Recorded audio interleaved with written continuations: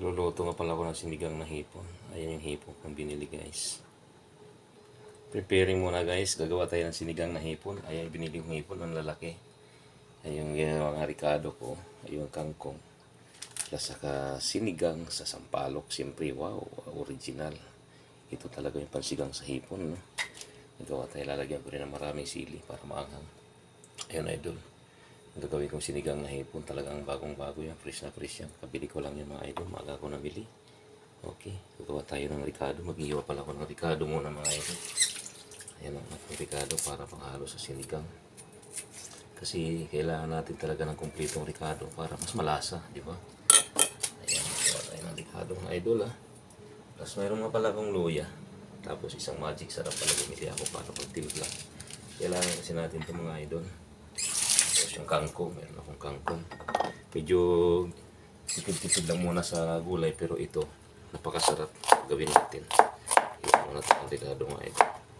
Tipid-tipid lang sa gulay kasi ang mahal ang gulay. Pero mas marami kasi dapat ang gulay, mas masarap, di ba? Kaso ang mahal ng gulay ito, tipid-tipid lang muna tayo. Iwain muna natin ito ha. Iwain lang muna natin itong luya idol.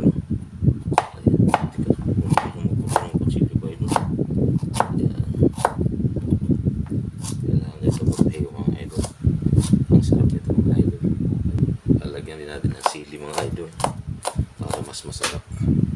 I-prepare ko na nga rin pala idol ito kangkong bago ako mag-start magluto. Iwa-hiwain ko na lang muna ito hanggang sa matapos. Na-prepare ko na nga pala itong aking kangkong idol. Ayan, ready na ito, ready to cook na ito mga idol, kompleto na. Tapos hugasan ko nga pala muna ulit itong hipon. Hugasan ko na ito eh. Pero hugasan ko ulit para mas malinis idol. Ayan, mas malinis yung ating hipon pagka nahugasan ulit. Para masarap. Ipakulo na rin pala ako ng tubig mga idol. Ganyan lang karami idol, tama na yan. Sisilihan ko na nga pala idol para pakuluan na natin yung tubig idol. Tapos may idol, ilalagay ko na rin pala itong ricado. Ayan, para kasama na sa pagkulo. Para pag kumulo na, mas malasa. Ayan idol, kanina pang kumukulo-kulo yung aking ricado. Kaya ilalagay na natin yung hipon mga idol. Para maluto na yung hipon natin. Idol, ilalagay na natin yung hipon natin. Ang lalaking hipon para sa sinigang. Wow! Yummy idol.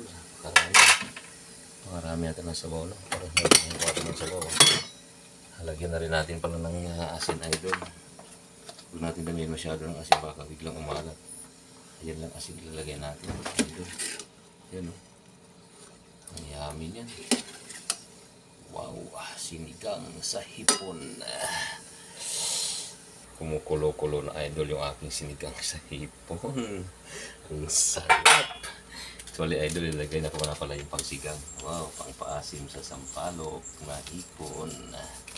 Yan, sinigang sa hipon sa sampalok idol. Ilagay natin.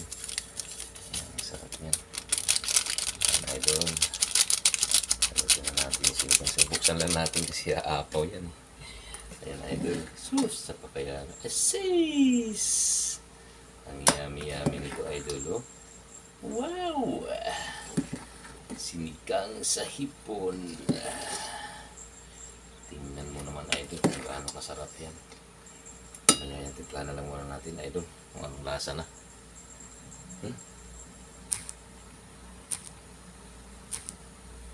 Ayan idol, kulong-kulo na. Ilagay ko na nga pala itong aking kangkong mga idol. Para matapos ng ating cooking. Ayan idol. Ang dami kong kangkong talaga na binili. Para lang dito. Ayan natin ito idol para pagkumulo. Yummy na. Ayan. Para mababaw yung hipon. Ayan. Ayan natin para mahalo siya. Hindi mas magaling maluto. Idol, ang ating finished product. Okay. Wow. Kulong-kulo na mga idol. Ayan na ating finished product ng sinigang na hipon. Yummy. Ayan idol, sarap. Okay, thank you very much. Thank you for watching. Bye-bye.